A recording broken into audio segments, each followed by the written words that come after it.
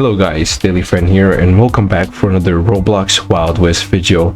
And for today's video, I'm going to do the 1886 Lebel Maxim review. And I know, again, it's kind of late because a lot of people have been reviewing this gun.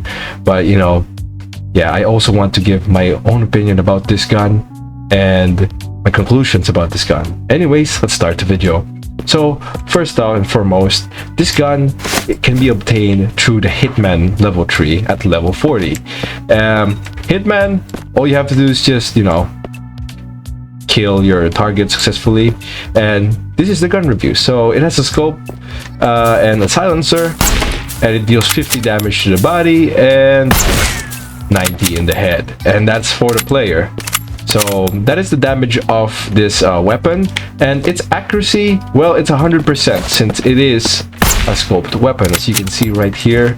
Yep, pretty smooth, and I like the sound of it, pretty nice.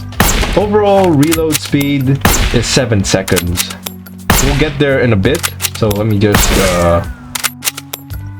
reuse all the bullets. It's 7 seconds, so yeah, hang on.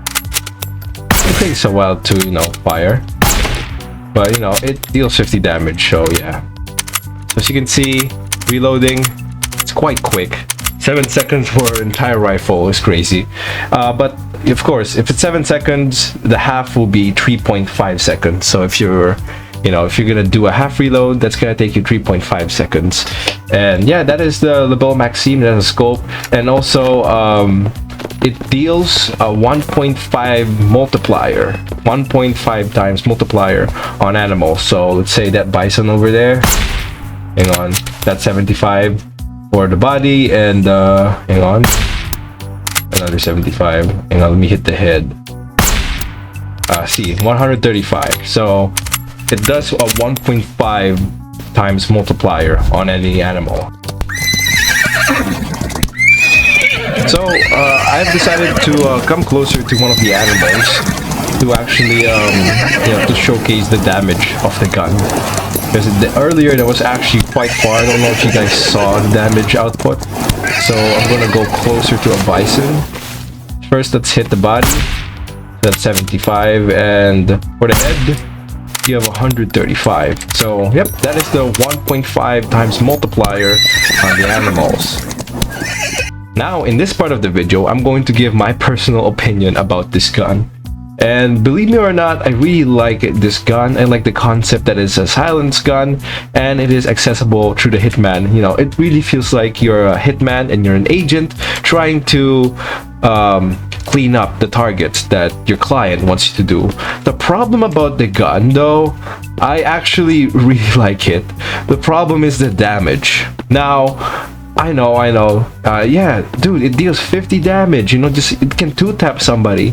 But, dude, the head damage is kind of underwhelming in my opinion, because here's the thing: it's supposed to be a sniper rifle, so it's supposed to do like 100 damage on a headshot. Since sniper rifles are supposedly opportunistic weapons, so for example, your target is a person who's like rarely drawing his weapon out, or let's say your target is like far away and he's drinking, I don't know, he's doing roleplay with his friends right there, he's playing the banjo, whatever, and then you hit him in the head. Of course, you expect him to die, right? Now, here comes the problem with this gun. For example, I shot my target in the head, precisely, it hit him, but he's alive. Bro, he can run away. He can literally run away and still make a run for it, like still live. That's the problem with this gun. It makes you feel like a hitman, but it doesn't do your task. Now, doing NPC contracts with this, I've done NPC contracts. There's sometimes you get a one-tap. Like, you can kill your targets in an instant, like one-tap headshot. But mostly, if you hit your NPC target in the head, yeah, they survive. And, of course, players will survive this gun. If you hit them in the head, yeah, they will still survive this gun. Although I like the gun's, stability. The scope stability is quite stable, and you can actually hit your shots. You can do another follow-up shot, but honestly, it's a hassle, in my opinion, to need to do another follow-up shot on the weapon itself. So for me, it's kind of disappointing. I think they need to at least maybe buff it up a little, you know, let's say 101 damage. 101 damage could do. But yeah, it's kind of underwhelming for me that you can't really kill, you know, a target quickly. They have a chance to survive this weapon, which is kind of sad. And next, let's move on to the next question. Probably people are asking, is this worth it to grind? Well, in my opinion, if you're gonna be looking in a perspective like for let's say old players, and you're looking for another new gun, new gun mechanic, it is always worth it to try a new gun. And I believe it is worth it to grind if you're really bored from using the same gun all over and again, you know. But if you're a new player and you're looking for a sniper rifle, please go with the Sharps rifle. Honestly, it's still the OG prime sniper rifle, because it deals 150 damage to the head. It can hunt, you know. But yeah, if you're gonna go for this thing as a new player, it's quite impractical, because like, ah man, it's underwhelming. 50 damage. I mean, not really 50 damage. I mean, 90 damage to the head is quite underwhelming.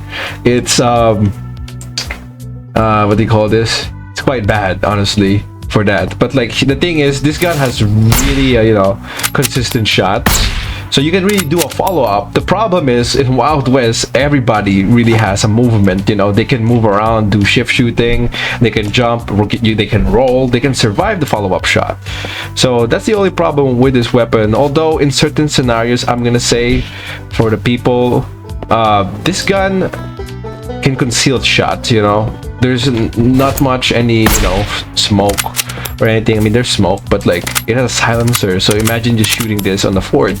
It's quite good, but like, yeah, for beginners out there, yeah, just try the Sharps rifle, guys. This one is quite impractical for you guys, but you know, yeah, that's basically it for this review video. And honestly, I hope you enjoyed, and happy grinding, guys. See you guys next time.